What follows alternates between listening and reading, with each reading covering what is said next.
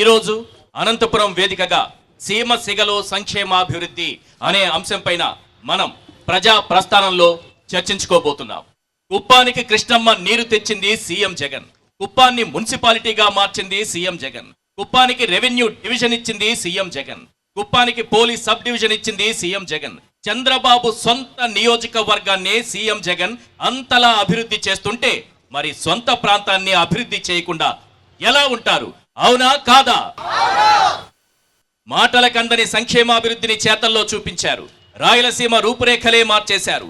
పరిశ్రమల నుంచి కృష్ణమ్మ పరవళ్ల దాకా, వేల కోట్ల రూపాయల పెట్టుబడుల నుంచి ఉపాధి అవకాశాల దాకా, మెడికల్ కాలేజీల నుంచి మెగా ఇండస్ట్రియల్ పార్కుల దాకా సీమ మునిపెన్నడూ చూడని అభివృద్ధిని, సంక్షేమాన్ని కళ్ల ముందు నిలిపింది సీఎం వైఎస్ జగన్. అవునా కాదా? అభివృద్ధి వికేంద్రీకరణతోనే రాయలసీమ లాంటి వెనుకబడిన ప్రాంతానికి న్యాయం జరుగుతుందని న్యాయ రాజధానిని తీసుకొచ్చేందుకు కృషి చేస్తున్న నాయకుడు సీఎం జగన్. అవునా కాదా? సైంధవుడిలా చంద్రబాబు అడ్డుపడుతున్న సీమలో సాగునీటి ప్రాజెక్టులను పరుగులు పెట్టిస్తోంది సీఎం జగన్ అని చర్చించడానికి మేం సిద్ధంగా ఉన్నాం. మీరు సిద్ధంగా ఉన్నారా? సంక్షేమాభివృద్ధితో సీమ రూపురేఖలు మార్చిన ఘనత సీఎం జగన్దే. అవునా కాదా చర్చించడానికి మేం సిద్ధం. మీరు సిద్ధమా? అభివృద్ధి వికేంద్రీకరణతోనే రాయలసీమ వెనుకబాటుతనాన్ని రూపుమాపేందుకు కృషి చేస్తున్న విజన్ ఉన్న నాయకుడు సీఎం జగన్. అవునా కాదా చర్చించడానికి మేం సిద్ధం. మీరు సిద్ధమా? ఈ 4.5 కాలంలో ఇటు సంక్షేమంలోనూ అటు పారిశ్రామిక ప్రగతిలోనూ సీమను అగ్రస్థానంలో నిలిపిన ఘనత సీఎం జగన్దే. అవునా కాదా చర్చించడానికి మేం సిద్ధం. మీరు సిద్ధమా? ఎస్, అభివృద్ధి వికేంద్రీకరణతో సీఎం జగన్ రాయలసీమలో సంక్షేమాభివృద్ధిని ఎలా పరుగులు పెట్టిస్తున్నారో కొన్ని పాయింట్లలో చెబుతాను, వినండి.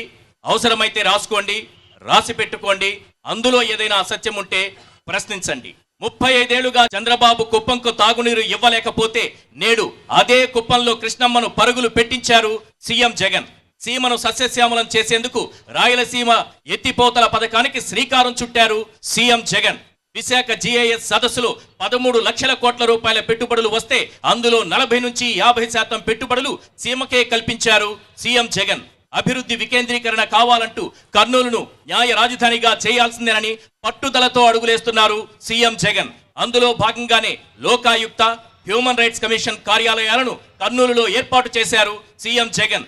8,800 కోట్ల రూపాయల పెట్టుబడితో నిర్మిస్తున్న కడప స్టీల్ ప్లాంట్ తో 25,000 మందికి ఉద్యోగ ఉపాధి అవకాశాలు కల్పిస్తున్నారు సీఎం జగన్. సౌర, పవన, పంప్డ్ స్టోరేజ్, హైడ్రో పవర్ విద్యుత్ ఉత్పత్తి కేంద్రాలకు రాయలసీమను కేర్ ఆఫ్ గా మార్చారు సీఎం జగన్.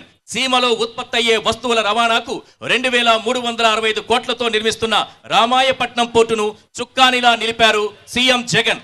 గత 4.5 ఏళ్లలో రాయలసీమకు భారీ పరిశ్రమలు తీసుకొచ్చి 36,610 కోట్ల పెట్టుబడులు, 55,000 మందికి ఉద్యోగ ఉపాధి అవకాశాలు కల్పించారు సీఎం జగన్. రాష్ట్ర వ్యాప్తంగా 17 మెడికల్ కాలేజీలు నిర్మిస్తుంటే మన రాయలసీమలో 5 మెడికల్ కాలేజీలను ఏర్పాటు చేస్తున్నారు సీఎం జగన్. ఇంధన రంగంలో 22,302 కోట్ల రూపాయల పెట్టుబడులతో 5,300 మందికి ఉద్యోగ అవకాశాలు కల్పిస్తున్నారు సీఎం జగన్. కొప్పర్తి కేంద్రంగా మెగా ఇండస్ట్రియల్ పార్క్ తో 66 పరిశ్రమల ద్వారా 1,875 కోట్ల రూపాయల పెట్టుబడితో 13,776 మందికి ఉద్యోగాలు కల్పించారు సీఎం జగన్.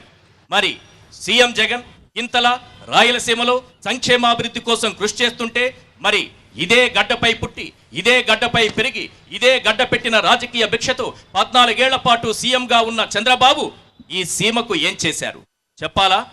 ద్రోహం చేశారు, తీరని అన్యాయం చేశారు.